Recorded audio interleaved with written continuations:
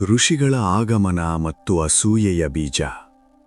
ಸೂತಜಿ ಮಾನವ ಸ್ವಭಾವದ ಕಠೋರ ಸತ್ಯವನ್ನು ಬಹಿರಂಗಪಡಿಸುತ್ತಾ, ಓ ಋಷಿಗಳೇ, ಇಡೀ ಜಗತ್ತು ಉರಿಯುತ್ತಿರುವಾಗ ಗೌತಮ ಋಷಿಯ ಆಶ್ರಮ ಮಾತ್ರ ತಂಪು ಮತ್ತು ಆಹಾರವಿದ್ದ ಸ್ಥಳವಾಗಿತ್ತು ಎಂದು ಹೇಳಿದರು. ಈ ಸುದ್ದಿ ಕಾಡ್ಗಿಚ್ಚಿನಂತೆ ಹರಡಿತು. ಸಾವಿರಾರು ಇತರ ಋಷಿಗಳು ಮತ್ತು ಸನ್ಯಾಸಿಗಳು ತಮ್ಮ ಶಿಷ್ಯರು ಮತ್ತು ಕುಟುಂಬಗಳೊಂದಿಗೆ ಗೌತಮ ಋಷಿಯ ಆಶ್ರಮಕ್ಕೆ ಆಶ್ರಯ ಪಡೆಯಲು ಬಂದರು. ಗೌತಮ ಋಷಿ ಅವರೆಲ್ಲರನ್ನೂ ತೆರೆದ ತೋಳುಗಳಿಂದ ಸ್ವಾಗತಿಸಿದರು. ಅವರು ಹೇಳಿದರು, ಇದು ನನ್ನ ಮನೆಯಲ್ಲ, ಆದರೆ ನಿಮ್ಮದು. ಬೆಳಿಗ್ಗೆಯಿಂದ ಸಂಜೆಯವರೆಗೆ ಸಾವಿರಾರು ಜನರ ಸಾಲುಗಳು ಆಹಾರಕ್ಕಾಗಿ ಕಾಯುತ್ತಾ ಕುಳಿತಿದ್ದವು. ಗೌತಮ ಋಷಿಯ ಖ್ಯಾತಿ ಮತ್ತು ವೈಭವವು 3 ಲೋಕಗಳಲ್ಲಿ ಹರಡಿತು. ದೇವರುಗಳು ಸಹ ಅವರನ್ನು ಹೊಗಳಲು ಪ್ರಾರಂಭಿಸಿದರು. ಆದರೆ ಈ ವಿಷಯವೇ ನಿರಾಶ್ರಿತ ಋಷಿಗಳನ್ನು ಕಾಡಲು ಪ್ರಾರಂಭಿಸಿತು. ಗೌತಮ ಋಷಿಯ ಆಹಾರದಿಂದ ಹೊಟ್ಟೆ ತುಂಬಿದ್ದವರು ಅಸೂಯೆಯಿಂದ ಉಬ್ಬಲು ಪ್ರಾರಂಭಿಸಿದರು. ಅವರು ಭಾವಿಸಿದರು, ನಾವು ಕೂಡ ತಪಸ್ವಿಗಳೇ, ಆದರೆ ಗೌತಮನಿಗೆ ಎಲ್ಲಾ ಪ್ರಶಂಸೆಗಳು ಸಿಗುತ್ತಿವೆ. ಅವನು ನಮ್ಮಲ್ಲಿ ಶ್ರೇಷ್ಠನಾಗಿದ್ದಾನೆ. ಕ್ಷಾಮ ಮುಗಿದು ಮಳೆ ಆರಂಭವಾದಾಗಲೂ ಋಷಿಗಳು ಅಲ್ಲಿಂದ ಹೊರಡಲು ನಿರಾಕರಿಸಿದರು. ಆದರೆ ಅವರ ಮನಸ್ಸಿನಲ್ಲಿ ಗೌತಮ ಋಷಿಯನ್ನು ಅವಮಾನಿಸಲು ಒಂದು ಯೋಜನೆ ರೂಪಿಸಲಾಗುತ್ತಿತ್ತು. ಕೃತಜ್ಞತೆಯೇ ದೊಡ್ಡ ಪಾಪ ಎಂದು ಸೂತ ಹೇಳುತ್ತಾನೆ. ಋಷಿಗನ ಪತ್ನಿಯರು ತಾಯಿ ಅಹಲ್ಯೆಯೊಂದಿಗೆ ಜಗಳವಾಡಲು ಪ್ರಾರಂಭಿಸಿದರು. ಅವರು ಸಣ್ಣ ವಿಷಯಗಳಿಗೂ ಅವಳನ್ನು ಕೆಣಕಿದರು. ಅತಿಥಿಗಳನ್ನು ದೇವರುಗಳೆಂದು ಪರಿಗಣಿಸಿದ್ದರಿಂದ ಎಲ್ಲವನ್ನೂ ತಿಳಿದಿದ್ದರೂ ಗೌತಮ ಋಷಿ ಅಜ್ಞಾನಿಯಾಗಿದ್ದನು. ಆದರೆ ಅಸೂಯೆ ಕುರುಡಾಗಿದೆ. ಆ ಋಷಿಗಳು ಒಟ್ಟಾಗಿ ಇತಿಹಾಸವನ್ನು ಬದಲಾಯಿಸುವ ಪಿತೂರಿಯನ್ನು ರೂಪಿಸಿದರು. ಗೌತಮನ ಎಲ್ಲಾ ತಪಸ್ಸನ್ನು ನಾಶ ಮಾಡುವ ಯಾವುದೋ ಪಾಪದಲ್ಲಿ ಸಿಲುಕಿಸಲು ಅವರು ಯೋಚಿಸಿದರು. ಅಸೂಯೆಯನ್ನು ತಪ್ಪಿಸಲು ಪ್ರಾರ್ಥಿಸುತ್ತಾ ಓಂ ಶಾಂತಿ ಶಾಂತಿ ಶಾಂತಿ ಎಂದು ಕಮೆಂಟ್ಗಳಲ್ಲಿ ಬರೆಯಿರಿ. ಪಾಠ: ಇತರರ ಪ್ರಗತಿಯನ್ನು ನೋಡಿ ಅಸೂಯೆ ಪಡುವ ವ್ಯಕ್ತಿ ತನ್ನ ಸ್ವಂತ ಒಳ್ಳೆಯ ಕಾರ್ಯಗಳನ್ನು ಸುಟ್ಟು ಹಾಕುತ್ತಾನೆ. ಅವರ ಪಿತೂರಿಯನ್ನು ರೂಪಿಸಲು ಋಷಿಗಳು ಗಣೇಶನಲ್ಲಿ ಆಶ್ರಯ ಪಡೆದರು. ಅವರು ಗಣೇಶನನ್ನು ಭ್ರಮೆಯ ಹಸುವಾಗುವಂತೆ ಒತ್ತಾಯಿಸಿದರು. ಅಡೆತಡೆಗಳನ್ನು ನಿವಾರಿಸುವ ಗಣೇಶನು ಈ ಪಾಪದಲ್ಲಿ ಅವರನ್ನು ಬೆಂಬಲಿಸುತ್ತಾನೆಯೇ? ಮುಂದಿನ ಅಧ್ಯಾಯದಲ್ಲಿ ಕೇಳಿ. ಭ್ರಮೆಯ ಹಸು ಮತ್ತು ಋಷಿಗಳ ಪಿತೂರಿ. ಕಥೆಗೆ ನಾಟಕೀಯ ತಿರುವು ನೀಡುತ್ತಾ ಸೂತಜಿ, ಓ ಋಷಿಗಳೇ, ಆ ಅಸೂಯೆಪಟ್ಟ ಋಷಿಗಳು ಗೌತಮ ಋಷಿಯ ಹೆಸರು ಕೆಡಿಸಲು ಅಡೆತಡೆಗಳನ್ನು ನಿವಾರಿಸುವ ಗಣೇಶನಿಗೆ ತಪಸ್ಸು ಮಾಡಿದರು. ಗಣೇಶನು ತಮ್ಮ ತಪಸ್ಸಿನ ಮೂಲಕ ಕಾಣಿಸಿಕೊಂಡನು, ಆದರೆ ಅವನು ಸಂತೋಷವಾಗಲಿಲ್ಲ. ಅವನು ಋಷಿಗಳಿಗೆ, ನೀವು ನನ್ನಿಂದ ಏನು ವರವಾಗಿ ಬಯಸುತ್ತೀರಿ ಎಂದು ನನಗೆ ತಿಳಿದಿದೆ. ನೀವು ಗೌತಮ ಋಷಿಯ ನಾಶವನ್ನು ಬಯಸುತ್ತೀರಿ ಎಂದು ಹೇಳಿದನು. ಕ್ಷಾಮದ ಸಮಯದಲ್ಲಿ ನಿಮ್ಮನ್ನು ತಂದೆಯಂತೆ ಬೆಳೆಸಿದವರು ಯಾರು? ಇದು ಗಂಭೀರ ಪಾಪ. ನೀವು ಯಾರಿಗೆ ಹಾನಿ ಮಾಡಲು ಬಯಸುತ್ತೀರೋ ಅವರಿಗೆ ಅಂತಿಮವಾಗಿ ಹಾನಿಯಾಗುತ್ತದೆ ಎಂದು ನಾನು ನಿಮಗೆ ಎಚ್ಚರಿಸುತ್ತೇನೆ. ಆದರೆ ಋಷಿಗಳು ಒತ್ತಾಯಿಸಿದರು.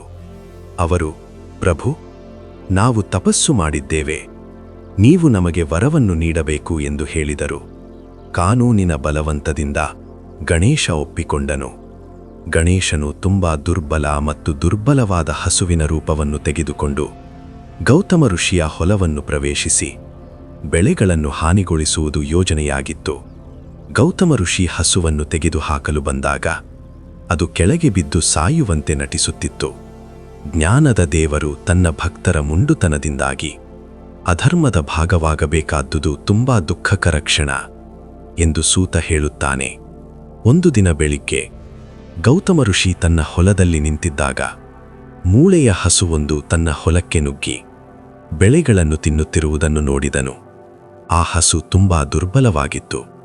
ಅದು ನಡುಗುತ್ತಿತ್ತು.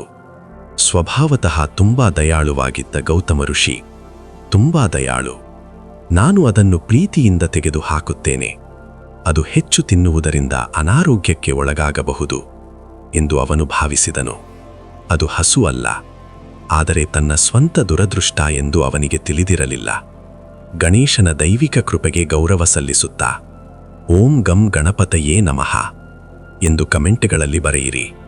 ಪಾಠ: ಕೋಪ ಮತ್ತು ಅಸೂಯೆಯಿಂದ ತೆಗೆದುಕೊಂಡ ನಿರ್ಧಾರವು ಬುದ್ಧಿವಂತ ವ್ಯಕ್ತಿಯನ್ನು ಸಹ ವಿನಾಶಕ್ಕೆ ಕೊಂಡೊಯ್ಯಬಹುದು. ಅದು ಆ ಋಷಿಗಳಂತೆಯೇ.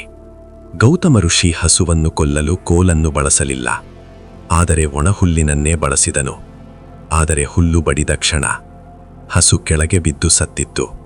ಋಷಿ ನಿಜವಾಗಿಯೂ ಗೋಹತ್ಯೆ ಮಾಡಿದನೆ? ಮುಂದಿನ ಅಧ್ಯಾಯದಲ್ಲಿ ಆಲಿಸಿ. ಗೋಹತ್ಯೆಯ ಸುಳ್ಳು ನಿಂದೆ. ಸೂತಜಿ ಒಬ್ಬ ಮಹಾನ್ ತಪಸ್ವಿಯನ್ನು ಅಪರಾಧಿಯನ್ನಾಗಿ ಪರಿವರ್ತಿಸಿದ. ಹೃದಯ ವಿದ್ರಾವಕ ಘಟನೆಯನ್ನು ವಿವರಿಸಿದರು. ಅವರು ಹೇಳಿದರು, ಓ ಋಷಿಗಳೇ, ದುರ್ಬಲ ಹಸು ಬೆಳೆಗಳನ್ನು ನಾಶ ಮಾಡುತ್ತಿರುವುದನ್ನು ಗೌತಮ ಋಷಿ ನೋಡಿದಾಗ ಅದನ್ನು ಹೆದರಿಸಲು ಒಣಹುಲ್ಲಿನ ಹುಲ್ಲನ್ನೆತ್ತಿಕೊಂಡನು. ಅವನು ನಿಧಾನವಾಗಿ ಹುಲ್ಲನ್ನು ಹಸುವಿನ ಕಡೆಗೆ ಎಸೆದು ಹಠ ಹಠ ಎಂಬ ಶಬ್ದವನ್ನು ಉಚ್ಚರಿಸಿದನು. ಅದು ಕೇವಲ ಒಂದು ಸಂಕೇತವಾಗಿತ್ತು. ಆದರೆ ಸಣ್ಣ ಹುಲ್ಲು ಭ್ರಮೆಯ ಹಸುವಿನ ದೇಹವನ್ನು ಮುಟ್ಟಿದ ತಕ್ಷಣ ಅದು ಎಡವಿ ನೆಲಕ್ಕೆ ಬಿದ್ದಿತ್ತು. ಕ್ಷಣಾರ್ಧದಲ್ಲಿ ಹಸುವಿನ ಜೀವ ಅವಳ ಕಣ್ಣುಗಳನ್ನು ಬಿಟ್ಟು ಹೋಯಿತು. ಇದೆಲ್ಲವೂ ಭ್ರಮೆಯ ಆಟವಾಗಿತ್ತು. ಹಸು ಸತ್ತ ತಕ್ಷಣ ಅಲ್ಲಿ ಅಡಗಿಕೊಂಡಿದ್ದ ಸಾವಿರಾರು ಋಷಿಗಳು ಮತ್ತು ಅವರ ಪತ್ನಿಯರು ಹೊರಬಂದು ಜೋರಾಗಿ ಕೂಗಲು ಪ್ರಾರಂಭಿಸಿದರು. ಓ, ನೋಡು, ಗೌತಮನು ಹಸುವನ್ನು ಕೊಂದಿದ್ದಾನೆ. ಅವನು ಪಾಪಿ. ಅವನು ಮೂಕ ಪ್ರಾಣಿಯನ್ನು ಕೊಂದಿದ್ದಾನೆ. ಗೌತಮ ಋಷಿ ದಿಗ್ಭ್ರಮೆಗೊಂಡ. ಒಂದು ಹುಲ್ಲು ಹಸುವನ್ನು ಹೇಗೆ ಕೊಲ್ಲುತ್ತದೆ ಎಂದು ಅವನಿಗೆ ತನ್ನ ಕಣ್ಣುಗಳನ್ನು ನಂಬಲಾಗಲಿಲ್ಲ. ಅವನು ಕರುಣೆಯ ಸಾಗರ. ಅವನು ಇರುವೆಯನ್ನು ಸಹ ಕೊಲ್ಲಲು ಸಾಧ್ಯವಾಗಲಿಲ್ಲ. ಇಂದು ಅವನು ಅತ್ಯಂತ ಘೋರ ಪಾಪವನ್ನು ಮಾಡಿದ್ದನು. ಋಷಿಗಳು ತಕ್ಷಣವೇ ಗೌತಮನನ್ನು ಬಹಿಷ್ಕರಿಸಿದರು. ಅವರು ಹೇಳಿದರು, ನಾವು ಗೋಹತ್ಯೆಗಾರನ ಆಶ್ರಮದಲ್ಲಿ ತಿನ್ನಲು ಅಥವಾ ಕುಡಿಯಲು ಸಾಧ್ಯವಿಲ್ಲ. ನಾವು ಹೊರಡುತ್ತಿದ್ದೇವೆ. 12 ವರ್ಷಗಳ ಕಾಲ ಅವರಿಗೆ ಆಹಾರ ನೀಡಿದ ಅದೇ ಗೌತಮ ಇಂದು ಅವರು ಕಲ್ಲುಗಳಿಂದ ಹೊಡೆದು ನಿಂದಿಸಿ ಹೊರಟು ಹೋದರು. ತಾಯಿ ಅಹಲ್ಯೆ ಮತ್ತು ಗೌತಮ ಕಟುವಾಗಿ ಅಳಲು ಪ್ರಾರಂಭಿಸಿದರು. ಇದು ಯಾವ ರೀತಿಯ ನ್ಯಾಯ ಎಂದು ಅವರಿಗೆ ಅರ್ಥವಾಗಲಿಲ್ಲ. ಆದರೆ ಈ ಅವಮಾನದ ಗರ್ಭದಿಂದ ಒಂದು ದೊಡ್ಡ ನದಿ ಹುಟ್ಟಲಿದೆ ಎಂದು ಅವರಿಗೆ ತಿಳಿದಿರಲಿಲ್ಲ. ಕಷ್ಟದ ಸಮಯದಲ್ಲಿ ತಾಳ್ಮೆಯಿಂದರಿರಲು ಸ್ಫೂರ್ತಿಗಾಗಿ ಕೆಲವೊಮ್ಮೆ ಒಬ್ಬ ಉದಾತ್ತ ವ್ಯಕ್ತಿ ಎದುರಿಸುವ ಬಿಕ್ಕಟ್ಟು ಕೂಡ ಒಂದು ದೊಡ್ಡ ಕಲ್ಯಾಣ ಉದ್ದೇಶದ ಅಡಿಪಾಯವಾಗಿದೆ. ಈ ಪಾಪಕ್ಕೆ ಪ್ರಾಯಶ್ಚಿತ್ತ ಏನು ಎಂದು ಗೌತಮ ಋಷಿಗಳನ್ನು ಕೇಳಿದರು. ಋಷಿಗಳು ಮಾಡಲು ಅಸಾಧ್ಯವಾದ ಶಿಕ್ಷೆಯನ್ನು ಘೋಷಿಸಿದರು. ಆ ಶಿಕ್ಷೆ ಏನು ಮತ್ತು ಗೌತಮನು ಶಿವನನ್ನು ಹೇಗೆ ಮನವೊಲಿಸಿದನು? ಮುಂದಿನ ಅಧ್ಯಾಯದಲ್ಲಿ ಅದನ್ನು ಕೇಳಿ.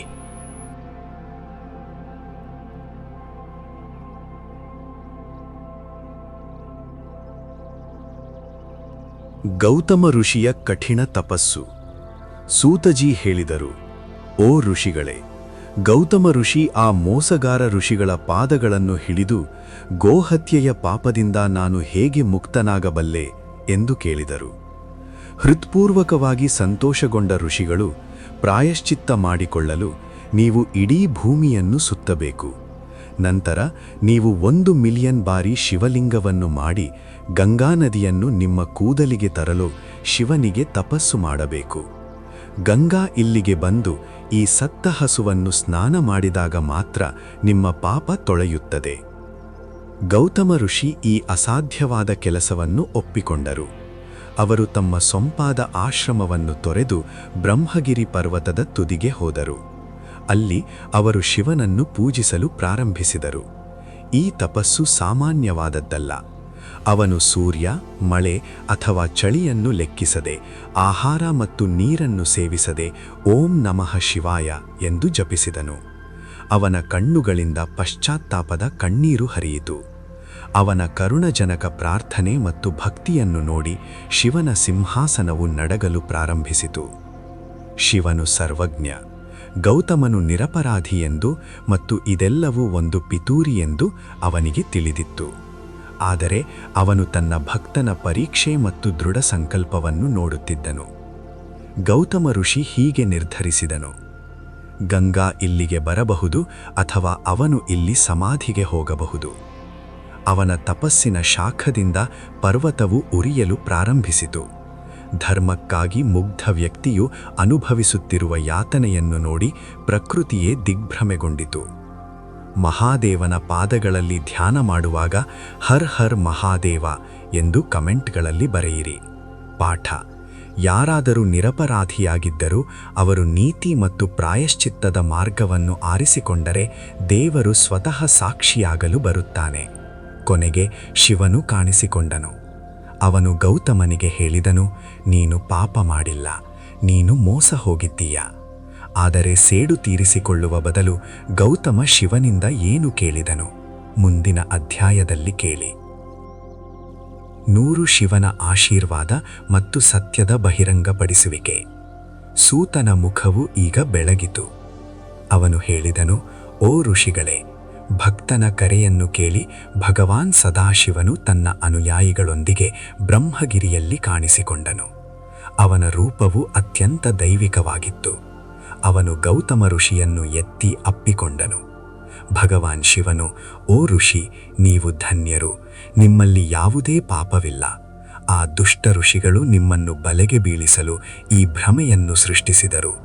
ನಾನು ಆ ಋಷಿಗಳನ್ನು ಶಿಕ್ಷಿಸುತ್ತೇನೆ, ವರವನ್ನು ಬೇಡಿಕೊಳ್ಳಿ. ಗೌತಮ ಋಷಿಯ ಔದಾರ್ಯವನ್ನು ನೋಡಿ. ಇದನ್ನು ಕೇಳಿದ ನಂತರವೂ ಅವನು ಆ ಋಷಿಗಳನ್ನು ಶಪಿಸಲಿಲ್ಲ ಅಥವಾ ಶಿಕ್ಷಿಸಲಿಲ್ಲ. ಅವನು ಹೇಳಿದನು, ದೇವರೇ, ಆ ಋಷಿಗಳು ನನ್ನನ್ನು ಮೋಸಗೊಳಿಸದಿದ್ದರೆ ನಾನು ಇಂದು ನಿನ್ನನ್ನು ಹೇಗೆ ನೋಡುತ್ತಿದ್ದೆ? ಆದ್ದರಿಂದ ಅವನು ನನ್ನ ಗುರುವಿನಂತೆ. ನನಗೆ ಒಂದೇ ಒಂದು ವರ ಬೇಕು. ನಾನು ಸಾರ್ವಜನಿಕ ಖಂಡನೆಗೆ ಹೆದರುತ್ತೇನೆ. ನನ್ನ ಪಾಪಗಳು ತೊಳೆದು ಜಗತ್ತು ಆಶೀರ್ವಾದಿಸಲ್ಪಡುವಂತೆ ಶುದ್ಧೀಕರಿಸುವ ಗಂಗೆಯನ್ನು ಇಲ್ಲಿಗೆ ತನ್ನಿ. ಗೌತಮ ಋಷಿಯ ಕ್ಷಮೆಯಿಂದ ಶಿವನು ಆಶ್ಚರ್ಯಚಕಿತನಾದನು. ಅವನು ಹೇಳಿದನು, ಓ ಋಷಿ, ನೀವು ಬ್ರಹ್ಮನ ಸಾಕಾರ. ಇಂದಿನಿಂದ ನಾನು ನಿನ್ನ ಹೆಸರಿನೊಂದಿಗೆ ಹರಿಯುತ್ತೇನೆ.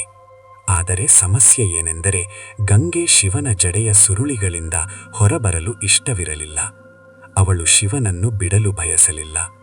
ಆಗ ಶಿವನು ತನ್ನ ಜಡೆಯ ಸುರುಳಿಗಳಿಂದ ಒಂದು ಕೂದಲನ್ನು ಕಿತ್ತು ಗಂಗೆ ಹರಿಯಲಿರುವ ಪರ್ವತದ ಮೇಲೆ ಎಸೆದನು. ಈ ಅಧ್ಯಾಯವು ಕ್ಷಮೆಯ ಪರಾಕಾಷ್ಠೆಯಾಗಿದೆ. ಸಂತನು ಧನ್ಯನು, ತನ್ನ ಶತ್ರುವನ್ನು ಸಹ ಕ್ಷಮಿಸುವವನು. ಅವನನ್ನು ಹಿತೈಷಿ ಎಂದು ಪರಿಗಣಿಸಿ ದೇವರಿಗೆ ಅತ್ಯಂತ ಪ್ರಿಯನು. ಗಂಗೆ ಒಂದು ಷರತ್ತು ವಿಧಿಸಿದಳು. ಶಿವನು ಇಲ್ಲಿಯೇ ಇದ್ದರೆ ಮಾತ್ರ ನಾನು ಇಲ್ಲಿ ಇರುತ್ತೇನೆ.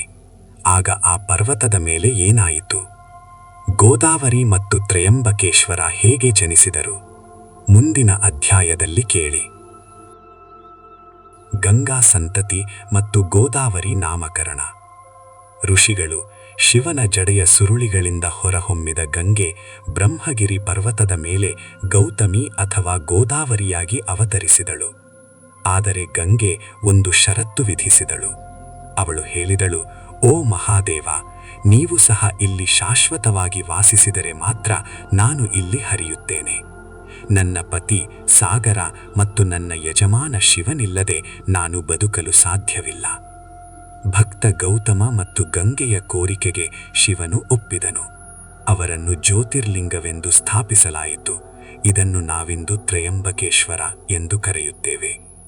ಗಂಗೆಯ ನೀರು ಸತ್ತ ಹಸುವಿನ ದೇಹದ ಮೇಲೆ ಬಿದ್ದ ತಕ್ಷಣ ಒಂದು ಪವಾಡ ಸಂಭವಿಸಿತು ಎಂದು ಸೂತ ಹೇಳಿದನು. ಸತ್ತ ಹಸು ಮತ್ತೆ ಜೀವ ಪಡೆದು ಸುಂದರವಾದ ದೈವಿಕ ರೂಪವನ್ನು ಪಡೆದುಕೊಂಡಿತು. ಹಸು ಋಷಿಗೆ ಧನ್ಯವಾದ ಹೇಳಿದಳು, ಏಕೆಂದರೆ ಆತನಿಂದಲೇ ತನಗೆ ಮೋಕ್ಷ ಸಿಕ್ಕಿತು. ಈ ನದಿ ಹಸುವಿಗೆ ಜೀವ ನೀಡಿದ ಕಾರಣ ಅದಕ್ಕೆ ಗೋದಾವರಿ ಎಂದು ಹೆಸರಿಸಲಾಯಿತು. ನದಿಯ ವೇಗ ಎಷ್ಟು ಪ್ರಬಲವಾಗಿತ್ತೆಂದರೆ ಅದು ಪರ್ವತಗಳನ್ನು ಹರಿದು ಹಾಕಿತು. ದೇವತೆಗಳು, ಯಕ್ಷರು ಮತ್ತು ಗಂಧರ್ವರು ಆಕಾಶದಿಂದ ಹೂವುಗಳನ್ನು ಸುರಿಸಿದರು. ಹಸುವನ್ನು ಪುನರುಜ್ಜೀವನಗೊಳಿಸಿದ ಸ್ಥಳವು ಪವಿತ್ರ ತೀರ್ಥಯಾತ್ರೆಯ ಸ್ಥಳವಾಯಿತು. ಗೌತಮ ಋಷಿ ನೀರಿನಲ್ಲಿ ಸ್ನಾನ ಮಾಡಿ ತನ್ನನ್ನು ತಾನು ಶುದ್ಧೀಕರಿಸಿಕೊಂಡನು. ಇದು ಕೇವಲ ನದಿಯ ಹುಟ್ಟಲ್ಲ, ದಕ್ಷಿಣ ಭಾರತದ ಮೋಕ್ಷದ ಆರಂಭ. ಉತ್ತರದಲ್ಲಿ ಭಾಗೀರಥಿಯಾಡಿರುವ ಗಂಗೆ ಪಾಪಿಗಳನ್ನು ರಕ್ಷಿಸಲು ಗೋದಾವರಿಯಾಗಿ ದಕ್ಷಿಣಕ್ಕೆ ಬಂದಳು. ಗೋದಾವರಿ ಮಾತೆಗೆ ಆರತಿ ಮಾಡುವಾಗ ಜೈ ಮಾ ಗೋದಾವರಿ, ಹರ್ ಹರ್ ಗಂಗಾ ಎಂದು ಕಮೆಂಟ್ಗಳಲ್ಲಿ ಬರೆಯಿರಿ. ಪಾಠ: ದೇವರು ಮತ್ತು ಪ್ರಕೃತಿಯ ನಡುವಿನ ಬಾಂಧವ್ಯ ಮುರಿಯಲಾಗದು. ಶುದ್ಧತೆ ಇರುವಲ್ಲಿ ದೇವರು ಶಾಶ್ವತವಾಗಿ ವಾಸಿಸುತ್ತಾನೆ. ಈಗ ಆ ಪಾಪಿ ಋಷಿಗಳನ್ನು ಹೊಣೆಗಾರರನ್ನಾಗಿ ಮಾಡುವ ಸರದಿ ಬಂದಿತು. ಗೌತಮನು ನಿರಪರಾಧಿ ಎಂದು ಸಾಬೀತಾದಾಗ ಅವರು ಓಡಿ ಹೋಗಲು ಪ್ರಾರಂಭಿಸಿದರು. ಆದರೆ ಗೋದಾವರಿ ಅವರಿಗೆ ಏನು ಮಾಡಿದರು? ಮುಂದಿನ ಅಧ್ಯಾಯವನ್ನು ಆಲಿಸಿ.